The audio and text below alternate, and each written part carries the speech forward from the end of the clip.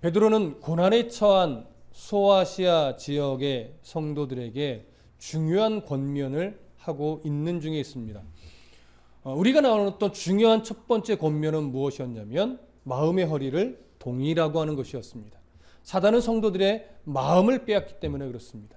그래서 우리들의 마음을 하나님이 아닌 물질에 두면 물질의 마음을 빼앗기는 것이고, 하나님이 아닌 명예의 마음을 두면 명예의 마음을 빼앗기는 것이고, 인기의 마음을 두면 인기의 마음을 빼앗기는 것입니다. 그렇게 빼앗기다 보면 하나님과의 거리는 멀어질 수밖에 없기 때문에 그 순간 하나님의 뜻보다는 물질을 얻기 위한 뜻이 우선이 되고, 명예를 얻기 위한 뜻이 우선이 되고, 인기를 얻기 위한 뜻이 우선이 되기 때문에 그렇게 마음을 빼앗기지 않도록 마음의 허리를 동이라는 권면이었죠.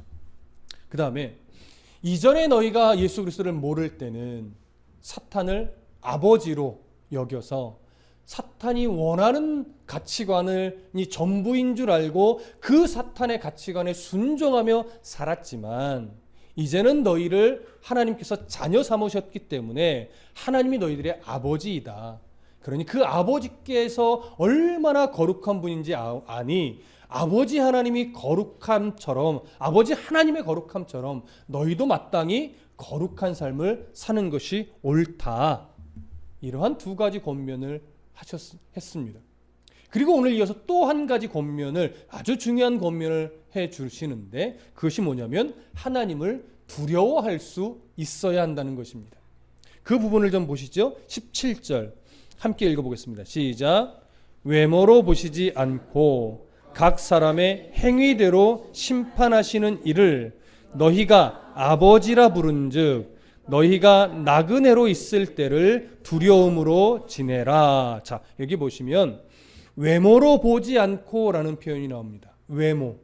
자, 여기서 외모를 보지 않는다는 표현을 베드로는 어떤 내용으로 연결을 하냐면 각 사람의 행위대로 심판하시느니, 각 사람의 행위대로 심판하는 것과 내용을 연결하고 있어요. 그렇다면 오늘 17절에서 베드로가 말하고 있는 외모는 어떤 의미일까요? 외형적으로 보이는 이 준수하거나 또는 준수하지 않거나 예쁘거나 덜 예쁘거나 뭐 이런 식의 외모를 말하는 걸까요? 그렇지 않으면 우리는 여기서 느낄 수 있습니다. 여기서 말하는 외모는 뭐냐면 그 사람이 가지고 있는 사회적 지위 또는 그 사람이 가지고 있는 부의 정도, 그 사람이 가지고 있는 어떤 세상의 권세 또는 인기 또는 유명세, 뭐 이런 것들이 다 포함이 되는 겁니다. 그러면 어떤 한 사람이 가지고 있는 부의 정도라든가 명예의 정도라든가 어떤 인기의 정도라든가 그 외에 이 사람이 잘나 보이거나 못나 보이게 만든 그런 외적 요소를 오늘 베드로는 무엇으로 연결하냐면 각 사람의 행위대로 심판하는 것과 연결을 하고 있단 말이에요. 그러면 여기서 베드로가 말하는 외모, 외적으로 사람이 가지고 있는 세상에서 무엇인가 발휘되는 요소들, 이것이 특별히 어떠한 상황 속에서 발휘되는 것을 말하는 걸까요? 어떠한 장소에서? 재판정을 말하는 겁니다.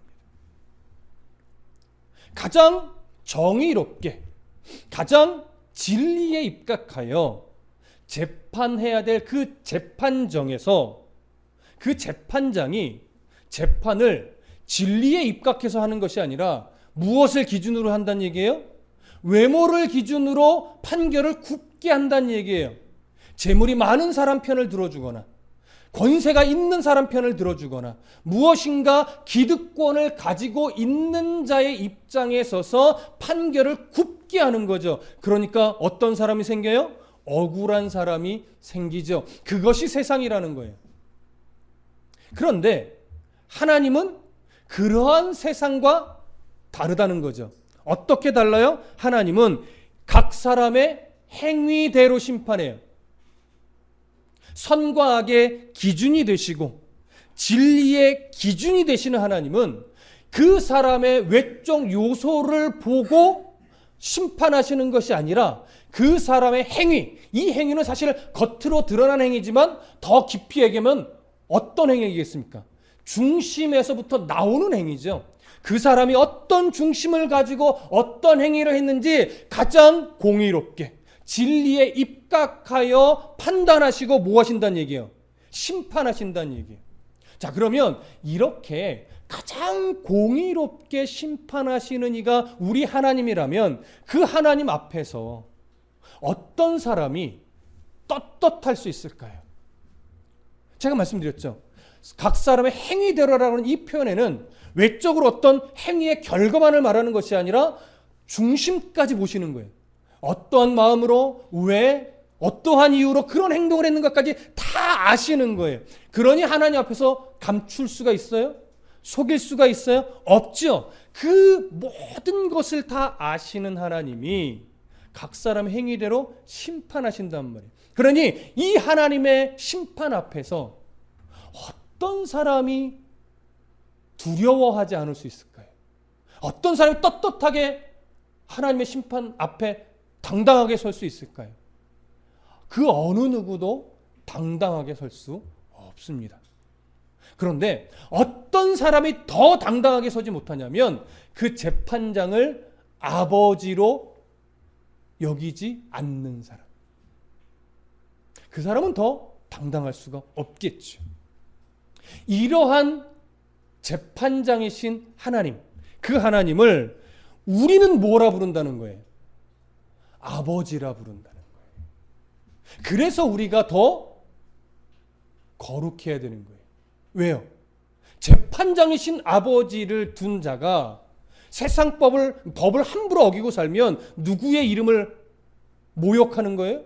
아버지인 재판장의 이름을 모욕하는 거예요. 세상도 보십시오. 세상에서 누구보다도 막 정의로운 척 떠들어대는 사람이 가족의 어떤 문제가 막 드러났을 때 그 사람의 외쳤던 모든 공의로움이 세상 속에서 이제 의심을 받기 시작하죠. 우리가 그리스도인답게 살지 못하면 누구의 아름다움이, 누구의 공의로움이, 누구의 거룩하심이 의심받을까요? 네, 의심이란 표현을 썼지만 망령되게 만드는 겁니다.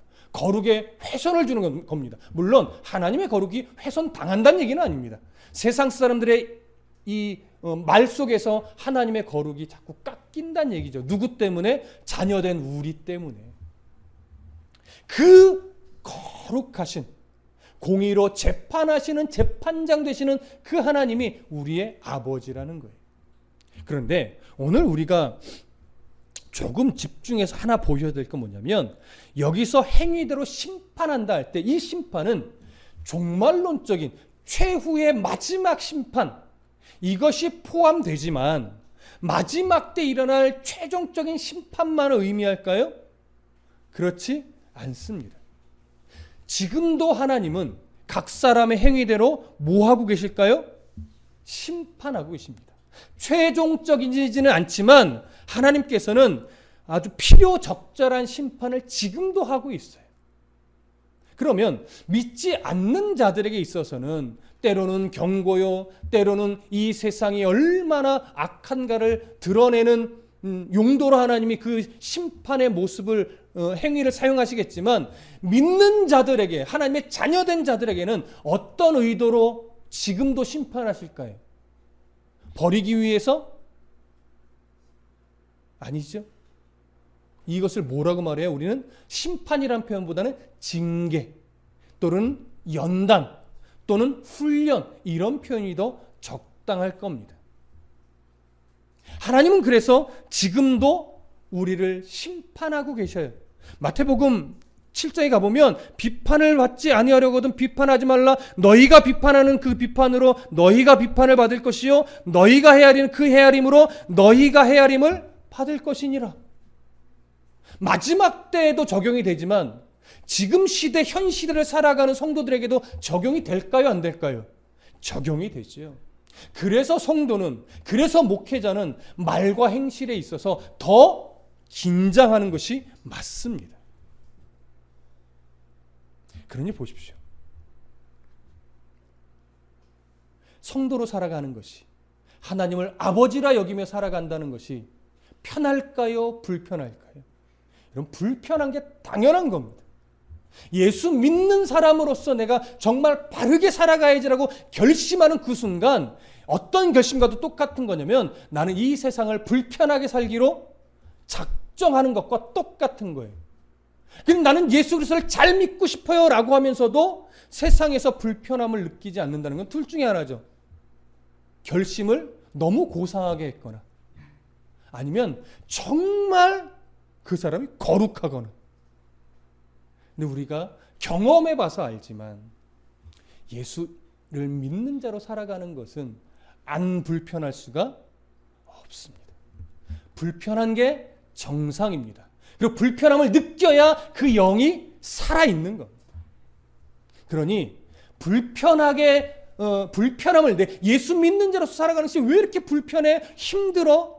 나만 힘든 건가? 이런 생각을 가지는 것이 전혀 이상한 것이 아니라는 것, 그것이 영이 살아있는 것이라는 것, 그 성령의 찌르시는 양심이 아직도 살아있기 때문에 느끼는 것이라는 거 여러분 기억하시고, 내가 지금 잘 가고 있는 거구나, 이렇게 여기시면 되는 겁니다. 자, 이렇게 하나님을, 그렇게 공의의 재판장 되신 하나님을 우리는 아버지라 부르는 그런 자가 됐어요. 그래서 더 조심하고, 그래서 더 불편하지만 그것이 너무 우리에게 감사이고 영광이고 은혜이기 때문에 기꺼이 그 불편한 삶을 살기로 우리는 작정한 사람들입니다. 그래서 베드로는요, 너희가 그러나 재판장 되신 하나님을 아버지라고 부른즉 하면서 어떤 내용으로 연결하냐면, 너희가 나그네로 있을 때를 두려움으로 지내라, 이렇게 얘기해요. 잘 생각해 보세요. 재판장 되시는 하나님을 아버지라고 부르는 것과 무엇을 연결하냐면 이제 나그네를 연결해요. 왜 그럴까요? 하나님 아버지의, 그러니까 그냥 우리식 표현으로 하나님 아버지의 고향이 어디예요? 본적이 어디예요? 경기도 안산시 상록구 일동이에요? 아니죠. 우리를 거듭나게, 보혈의 은혜로 거듭나게 하신 하나님 아버지의 본적은, 좀 우스운 얘기지만 저 하늘나라란 말이에요. 어떤 차원으로도 설명할 수 없고 공간으로도 설명할 수 없는 그 하나님의 나라를 본적으로 갖고 있어요. 그럼 우리는 다 자동적으로 누구의 본적을 따라가요? 모르셔요? 그 하늘나라가 우리의 이제 본적으로 바뀌는 거예요. 우리가 하나님을 아버지라 부르는 순간 우리의 고향, 본향은 하나님의 나라가 돼요. 그러니 이 땅에서는 자동적으로 무슨 신세가 돼요? 나그네 신세가 되는 거예요. 나그네 신세로 산다라고 하는 것은 이 세상에 적을 두지 않아요. 이 세상에 뿌리를 내리지 않아요. 그러니까 우리는 누구의 통치를 받고 누구의 시선 아래서 살아요?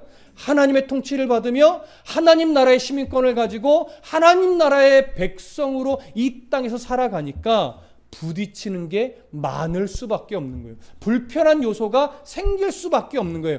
불법을 저지를 수는 없지만 세상의 법이 하나님 나라의 법과 동일할 수는 없기 때문에 그렇습니다. 그래서 때로는 불편할 수밖에 없어요. 왜? 하나님 나라의 법을 따르자니 불법을 해야 되는데 불법을 하는 것이 또 하나님의 뜻은 아니고, 그래서 이럴 때 나는 하나님의 자녀로서 어떻게 해야 되는가, 이런 고민을 해야 될 때가 수없이 많습니다. 여러분, 세상의 법뿐만입니까? 어떤 직장이라든가 내가 몸을 담고 있는 어떤 단체 안에서도, 관계 안에서도 나는 하나님 나라의 백성인데 이 관계 속에서, 이 공동체 속에서 함께 삶을 살아나가려 하니 하나님 나라의 가치와 충돌되는 그 상황 속에서 나는 어떻게 해야 될까? 이런 일이 발생할 수밖에 없지요. 그러니 나그네로 살아가는 것이 얼마나 힘듭니까? 그래서 둘 중에 하나로 보통 갈라지는 거예요. 단호하게 하나님의 법과 충돌되는 것을 끊고 조금은 손가락질 받을지라도 예수 믿는 사람으로 살아가기를 주저하지 않는 성도와, 그런 상황 속에서 살짝 예수 믿는 사실을 감추고 그저 물에 물 탄 듯 술에 술 탄 듯 그냥 같이 휩쓸려서 흘러가는 성도인 듯 성도 아닌 그런 사람으로 살아가든지 둘 중에 하나가 되는 거죠. 그런데 그렇게 나그네로 살아가는 그 삶 속에서 베드로는 이렇게 말합니다. 두려움으로 지내라. 왜 이런 말을 할까요? 여기서 말하는 두려움은 우선 조심할 게 공포심을 말하는 게 아닙니다. 경외함을 말하는 겁니다. 두렵고 떨리는 마음으로 하나님의 거룩하심이 너무 크기 때문에 공포스러운 것이 아니라 그 거룩한 하나님의 자녀로 사는 것이 얼마나 내한테 소중한 것이며 또 조심스러운 것인가를 알기 때문에 경외하는 마음으로 하나님을 바라보고 세상을 살아가는 거예요. 여기서 말하는 두려움은 그런 경외심을 말하는 겁니다. 근데 왜 경외심을 가져야 한다고 하느냐? 사람은요, 하나님을 섬김에 있어서 하나님을 바라볼 때 무엇을 좋아하냐면 하나님이 날 사랑한대. 이 말 좋아해요. 하나님이 내게 복 주신대. 하나님이 오늘 나를 위로하셔. 하나님은 늘 자비로우셔. 이런 말은 참 좋아하고 즐거워하고 늘 그것은 귀로 듣고 마음에 새겨요. 그런데 어떤 말을 불편해할까요? 하나님의 심판, 하나님의 징계, 하나님의 연단, 너 그렇게 살면 안 돼 라고 하는 이런 요소들은 잘 귀로 듣고 싶어 하지 않습니다. 그러다 보니까 사람의 성향은 자꾸 하나님을 믿는다 하지만 하나님을 믿기보다는 내가 원하는 하나님을 만들어가는 듯 보일 때가 참 많아요. 여러분 무슨 말씀인지 이해되십니까? 여러분 창세기 보면 바벨탑 사건이 나옵니다. 노아의 홍수를 지나고 나서 하나님께서 이 백성들을 하나님께서 이 자기의 소견대로 옳은 대로 살아가는 이 백성들을 이렇게 바라보는데 하나님 에덴 동산에서 쫓겨나고 하나님 앞에 점차 뭘 갖게 되냐면 두려움을 갖게 돼요. 여기서 말하는 두려움은 좀 공포심입니다. 그러다 보니까 어디로 가요? 동쪽으로 가요. 성경에서 성경적 이미지는 이런 게 있습니다. 하나님은 동쪽에서 서쪽으로 오십니다. 성막의 문이 동쪽으로 열려 있어요. 그러니까 동쪽으로 열린 문을 들어오려면 하나님은 동쪽에서 서쪽으로 오셔야 돼요. 그러니까 사람이 동쪽으로 간다는 것은 얼핏 생각하면 하나님과 사람이 만나는 것 같지만 조금 더 깊이 생각하면 점점 더 뭐예요? 멀어지는 거예요. 그러면 그 당시 바벨탑을 쌓기 전에 사람들이 모여서 동쪽으로 간 건 우리를 창조하신 하나님을 만나고 싶어서 동쪽으로 간 걸까요? 그렇지 않단 말이에요. 그때 우리를 창조하신 하나님, 우리의 선조의 하나님은 우리에게는 너무 불편한 신이에요. 그래서 우리가 원하는 신을 찾아보자 해서 하나님을 떠나 동쪽으로 멀리 간 거예요. 그러다가 자기들의 구미에 맞는 신을 찾기 위해서 하늘 가까이 가려고 쌓기 시작한 게 뭐예요? 그게 바벨탑이에요. 왜냐하면 그 당시의 신관에는 하늘 가까이 가면 갈수록 여러 신들의 놀이터가 있는데 거기서 내가 원하는 신과 교제할 수 있고 그 원하는 신의 어떤 메시지를 들을 수 있고 이런 이해가 있었단 말이에요. 그래서 바벨탑을 고고학적으로 살펴보면 지구라트라고 하는 고대 유물로 여겨지는데 다 무너져 있어요. 그런데 가장 큰 밑단을 발견하여서 나름 계산을 해보니 아마도 정확하게 기억은 안 나지만 그 당시 기술로 한 100m 정도는 올라갔을 것이다. 이렇게 봅니다. 그거 엄청난 겁니다, 여러분. 그래서 하나님이 그 바벨탑을 어떻게 했어요? 무너뜨리고 언어를 나눠서 민족과 종족별로 다 가르셨죠. 자, 그 당시 그 사람들을 버리기 위함이었을까요? 하나님의 또 다른 사랑의 모습이었을까요? 여러분 또 다른 사랑의 모습입니다. 왜요? 하는 일마다 뭐 했으니까? 악했으니까. 말하는 것마다 하나님을 대적하려고 했었으니까. 그래서 언어를 가르시고 민족과 종족별로 서로 따로 모이게 해서 흩어지게 한 거예요. 그래서 도모하는 것마다 악이 되지 않게 하려고. 그래서 이것은 한편으로는 저주이지만, 한편으로는 징계이고 벌이지만, 한편으로는 사람을 버리지 않기 위한 하나님의 또 다른 사랑이었단 말이지. 근데 사람은 그러한 하나님의 마음을 잘 안 봐요. 그래서 심판의 메시지 또는 징계의 메시지 또는 연단의 메시지가 선포되어지면 불편해요. 목사님, 그런 소리는 이제 좀 듣고 싶지 않아요. 이렇게 얘기한단 말이에요. 그런데 그렇지 않습니다. 여러분, 하나님은 사랑이고, 하나님은 위로의 하나님이고, 자비의 하나님이고, 우리에게 필요한 복을 주시는 하나님이 맞지만, 구약 성경이 늘 증언하는 것은 뭐냐면, 사람은 자기들에게 좋은 복을 받으면 받을수록, 하나님이 그러한 좋은 풍요로운 복을 주면 줄수록 하나님을 잘 섬길 것 같지만, 그러한 세상적인 복으로는 하나님을 잘 섬기지 않더라. 이것이 성경의 증언입니다. 어떤 사람이 정말 하나님 앞에서 견고하게 서서 바른 복을 누리는 사람이냐? 하나님의 징계를 징계로 여기며 기꺼이 받아가면서 하나님을 정말 바르게 만난 사람, 그것이 또 다른 사랑의 표현인 것을 아는 사람, 그 사람이 정말 복된 사람이었다라고 하는 것을 성경이 증언하는 거예요. 여러분, 우리가 사무엘하를 보고 있지만 다윗이 참 멋진 이유가 뭡니까? 하나님 앞에서 정말 잘 살아서, 여러분, 우리가 정말 자세하게 보지만 다윗 이야기 중에 하나님이 보실 때, 우리가 볼 때도 참 이쁘게 여겨지는 게 몇 개나 되던가요? 야, 어쩜 저러냐, 이게 더 많아요. 야, 역시 다윗이야, 이런 면이 더 많아요. 여러분, 가만히 살펴보니까 역시 다윗이야, 이런 거 몇 개 안 되지요. 그럼에도 불구하고 하나님이 다윗을 포기하지 않는 이유가 뭐예요? 하나님이 사랑하셔서. 또한 그 사랑을 덧입은 다윗은 뭘 알아요? 하나님이 혼내실 때, 아, 나 지금 혼나고 있구나, 이 혼남을 내가 잘 받아내야지, 이런 태도를 또 가졌어요. 그게 멋진 거예요. 그게 귀한 거예요. 그래서 어떤 성도가 정말 복된 성도냐?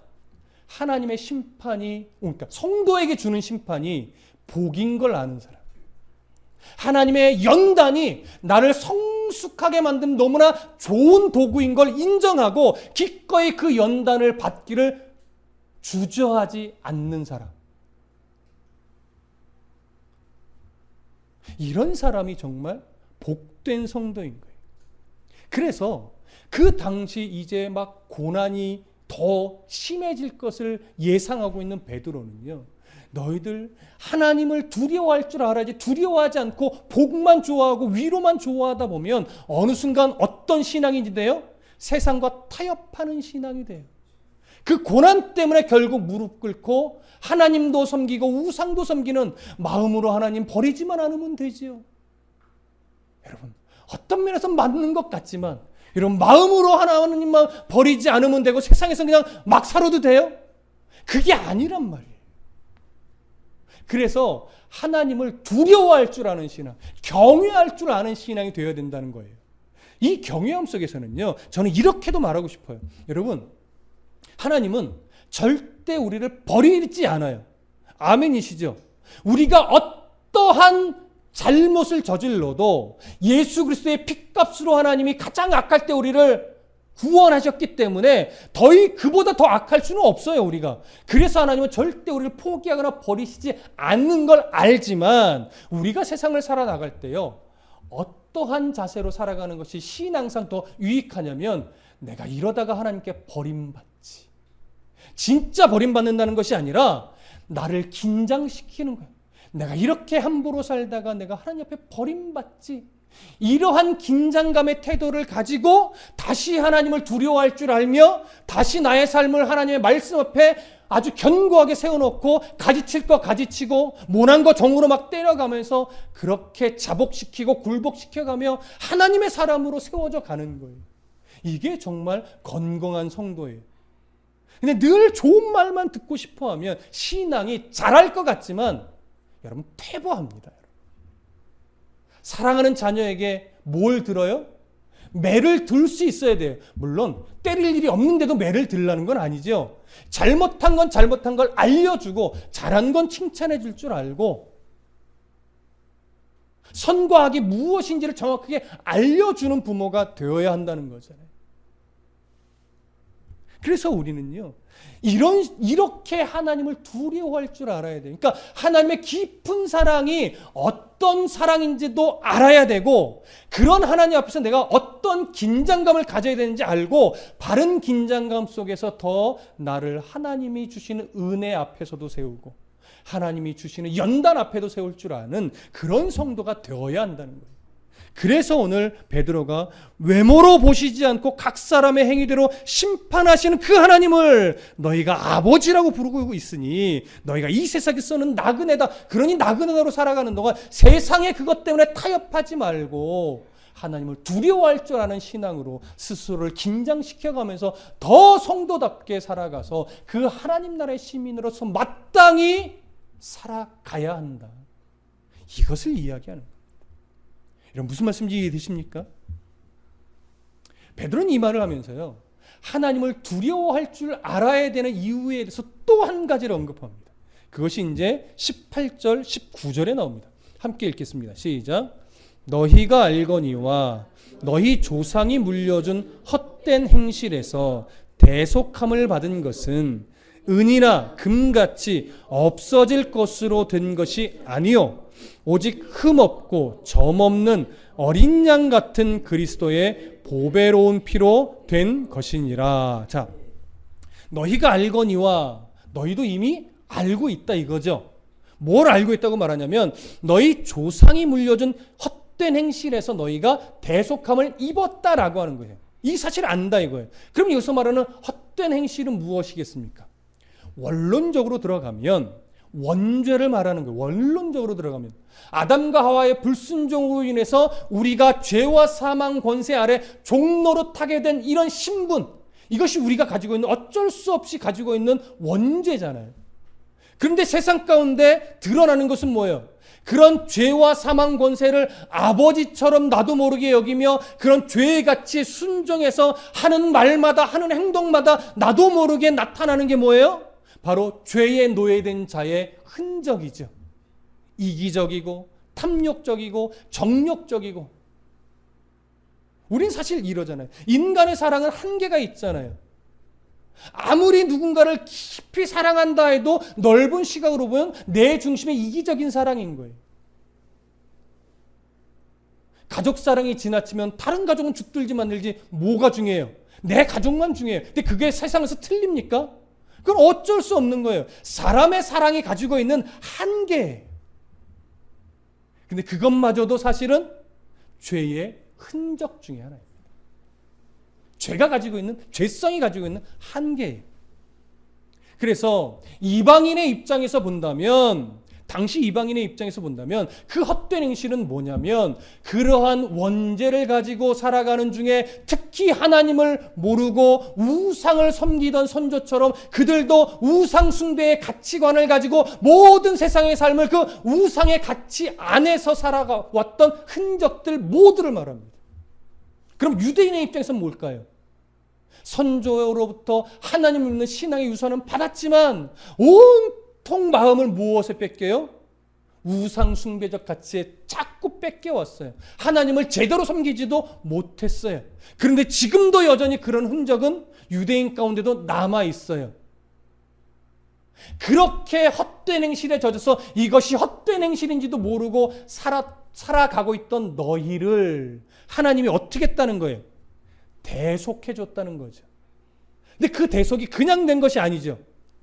이렇게 말해요. 은이나 금같이 없어질 것으로 된 것이 아니래요. 세상에 아무리 최고의 가치가 있는 것이라도 그것으로 대속할 수 없다는 거죠. 이 말은 거꾸로 뒤집어서 얘기하면 이 세상의 그 어떤 것으로도 우리를 이 헛된 행실에서 대속해 줄 수 있는 것이 있다 없다? 없다. 그래서 하나님이 어떻게 우리를 대속해 줬느냐? 금이나 은이 아니고 오직 흠없고 점없는 어린 양 같은 그리스도의 그 보배로운 피를 흘리게 해서 우리를 어떻게 해요? 대속했다라고 하는 거죠. 이것이 얼마나 소중한 겁니까? 왜 보배로운 피라고 설명을 했겠어요? 하나님의 아들의 피이기 때문이고 죄가 한 점도 없으신 예수님의 피이기 때문에 그러고 또 모든 사람을 대속할 수 있는 완전 무결한 피인데, 대속의 피인데, 잘 들으세요, 유일한 피이기 때문에 그래요. 이것이 가장 중요하죠. 우리를 대속할 수 있는 죄 없는 유일한 피예요. 그래서 그 예수 그리스도, 그런 예수 그리스도의 그 보배로운 피를 흘리게 해서 우리를 어떻게 해요? 구원하신, 대속하신 그런 겁니다. 그러니 우리가 하나님을 마땅히 경외하는 것이 옳은 거죠. 하나님이 그 아들 예수 그리스도를 십자가에 달리게 하시기까지 우리를 사랑해내서 구원하셨는데, 우리가 그 하나님을 두려워하며 마땅히 경외심을 가지고 살아가는 것이 옳은 겁니다. 이것을 아마도 베드로는 설교를 했다면 목에 핏대를 세워가면서 목이 터져라 외쳤을 거예요. 왜? 그만큼 중요한 메시지니까. 자, 이제 20절, 21절 함께 읽겠습니다. 함께 읽습니다. 시작. 그는 창세전부터 미리 알림 바 되시니라. 이 말세에 너희를 위하여 나타내신 바 되었으니 너희는 그를 죽은 자 가운데서 살리시고 영광을 주신 하나님을 그리스도로 말미암아 믿는 자니 너희 믿음과 소망이 하나님께 있게 하셨느니라. 자, 보배로운 피를 흘려주신 예수 그리스도에 대해서 이제 한번 이번에는 강조를 하는데 아주 중요합니다. 잘 들으셔야 돼요. 자, 20절 이렇게 시작해요. 그가 누구겠습니까? 예수 그리스도시죠. 자, 그는 창세전부터 미리 알림 바 되신이래요. 그럼 창세전부터 미리 알림 바 된 이다, 어떤 의미겠습니까? 창세전부터 계신 자? 그것도 돼요. 틀리지 않아요. 근데 창세전부터 알림 바 된 이라고 하는 의미는 뭐냐면, 창세전부터, 만물이 창조되기 전부터, 사람이 창조되기 전부터 예수님은 하나님의 작정하신 계획 속에서 무엇으로 이미 작정된 분이자면, 인간에게, 하나님이 창조하실 모든 인간에게 최종적인 복락을 누리도록 인도하실 분이란 얘기예요. 이거 잘 들으셔야 돼요. 창조 전부터 하나님은 인간을 창조하기로 작정하셨는데, 그 창조의 행위가 일어나기 전부터 하나님의 계획 속에서는 예수님은 어떤 역할을 하실 분으로 작정하셨냐면, 예수님을 통해서만 우리에게 그 영원한 복락이 주어지도록 작정된 자라는 의미예요. 일단 이게 무슨 말인지 이해되시죠? 그러니까 예수 그리스도를 통하지 않고서는, 그러니까 에덴 동산에서 아담과 하와가 그 테스트에 합격했다면 조금은 지금보다도 쉽게 예수님을 통하여 어디에 갔을까요? 영원한 복락을 누리게 됐을 거예요. 자, 그런데 이것을 이렇게 오해하시면 안 됩니다. 어떻게 오해하면 안 되냐면, 예수님은 만물이 창조되기 이전부터 우리를 위해 십자가에 달려 죽기로 작정되신 분이다, 이렇게 생각하면 오해예요. 그건 아니란 말이에요. 무슨 말씀 이해되세요? 그러면 하나님이 이미도 뭘 작정하신 거예요? 우리가 죄를 지을 것을 이미 하나님은 만들기 전부터 작정하신 하나님이 돼요. 그거 아니에요. 그러면 에덴 동산의 의미가 없고 선악과가 의미가 없죠. 하나님의 작정하신 궁극적인 목표는 뭐냐면, 십자가가 아니라 예수님을 통하여 사람이, 하나님이 창조하신 사람이 영원한 복락을 누리는 거예요. 그러니까 예수님을 통하지 않고서는 못 누려요. 이게 하나님의 기본 목적이에요. 작정하심이에요. 그래서 이 작정하심을 이루어 갈 때, 자, 사람을 기계적으로 다루지 않기로 작정하셨어요, 하나님. 천사나 다른 피조물과 달라요. 천사나 다른 피조물은 하나님 앞에서 자기의 판단대로 선택하고 결정할 권한이 있을까요, 없을까요? 없습니다, 여러분. 그래서 종종 제가 이런 표현 가능하면 쓰지 맙시다, 틀렸다가 아니라 천사 같네, 이게 좋은 표현이긴 한데 의도는 참 좋은데 천사가 더 존귀합니까? 사람이 더 존귀합니까? 그렇죠? 가만히 곱씹어 보면요, 결코 좋은 말이 아니에요. 사람이 천사보다 몇백 배 존귀한 자예요. 그러니 야, 천사 같네? 이게 어떻게 보면 칭찬이 아닐 수도 있는 거예요. 분명하게 알아보면 무슨 말인지 이해되시죠? 천사는 판단하고 선택하고 결정할 권한이 없습니다. 왜? 자녀가 아니기 때문에, 피조물이기 때문에. 그러나 사람은 피조물이지만 하나님의 자녀예요. 그래서 이 온 우주 만물에 유일하게 하나님의 성품으로 지음받은 존재는 사람밖에 없습니다. 외적 능력이 탁월하지 않을 뿐이지 그 존재 자체는 하나님의 성품으로 지음받은 최고의 가치가 주어진 자예요. 그래서 하나님의 성품이라는 것을 이렇게 정리할 수 있어요. 스스로 생각하고 스스로 판단하고 스스로 결정해서 스스로 행할 수 있는 것. 사람만이 할 수 있는 겁니다. 그래서 그러한 권세를 준 거예요. 그걸 신학적으로 자유의지라고 하는 거죠. 이해되시죠? 자, 그런데 아담과 하와가 선악과라고 하는 보이는 한 가지 계명, 하나님의 권세 아래에 있을 때 가장 복된 존재라고 하는 것을 알려주기 위해서 하나님의 권세 아래에 있는 자로서의 인식을 위해 하나의 보이는 문자가 없던 시대의 법처럼 세워놓은 것이 선악과였는데 그걸 테스트에서 불합격해서 나도 하나님처럼 될 수 있을까 하여 따먹는 불순종을 저질렀어요. 그래서 하나님이 무엇을 또 작정하셔요? 예수 그리스도를 통해서 그런 우리의 정령 죽어야만 하는 자로 전락된 우리를 위해, 우리의 죄책을 위해 예수님이 대신 그 죄의 책임을 감당하게 해야 되겠구나, 이거예요. 자, 그러면 이렇게 예수님의 십자가를 그 당시 작정하실 때 하나님의 계획에 변동이 생긴 건가요?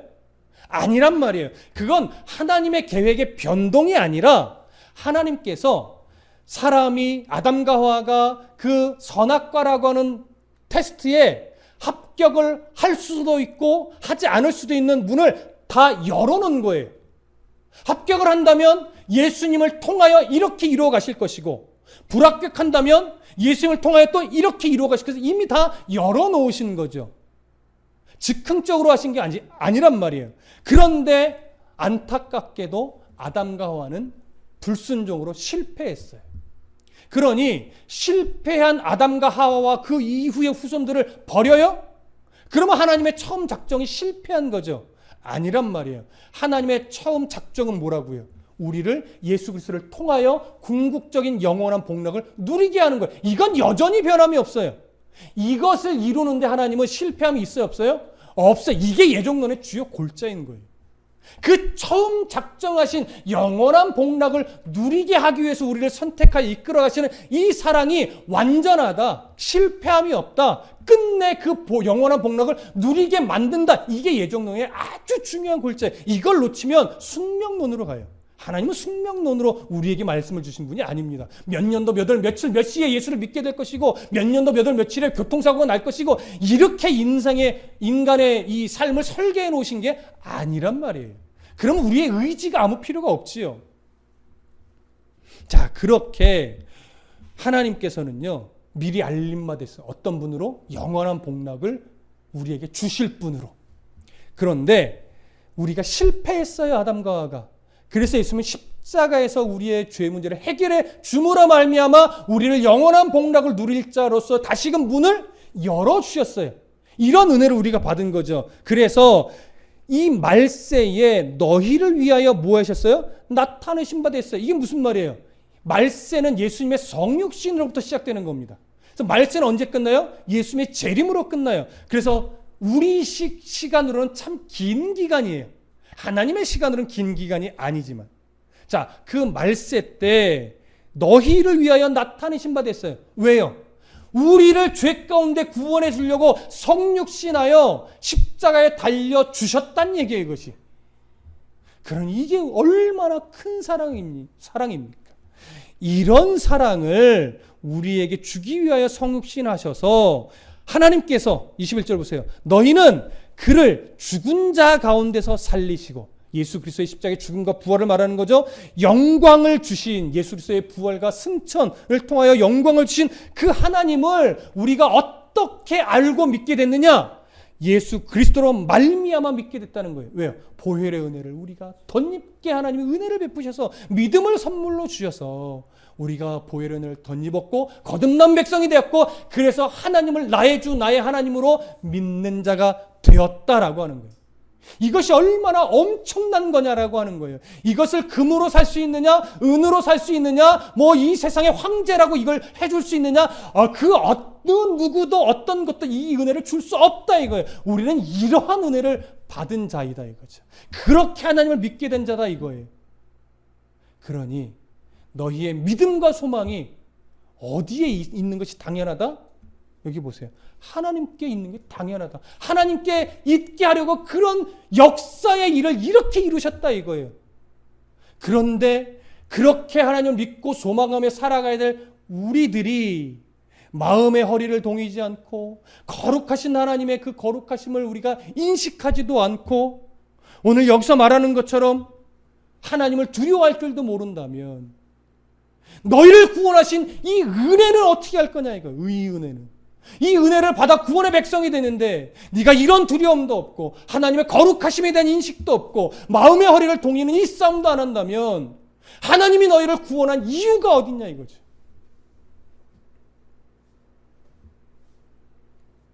여러분, 믿음과 소망을 물질에 두시면 안 됩니다. 믿음과 소망을 명예, 인기에 두어서는 안 됩니다. 우리의 믿음과 소망을 하나님 나라에 두고 그 하나님이 거룩하시도록, 그 하나님의 나라의 아름다움이 드러날 수 있도록 우리의 재물을 써야 되는 것이고, 우리의 명예를 써야 되는 것이고, 우리의 인기를 써야 되는 거예요. 하나님을 등에 업고 물질을 얻으려고 하는 것이 아니라 하나님이 주신 물질을 이용하여 하나님을 높이려고 해야 된단 말이에요. 이걸 뒤바꾸지 말라는 얘기죠. 하나님을 등에 업고 명예를 얻으려고 하지 말고 하나님이 허락하신 명예를 가지고 하나님을 높이는 인생이 되어야 돼요.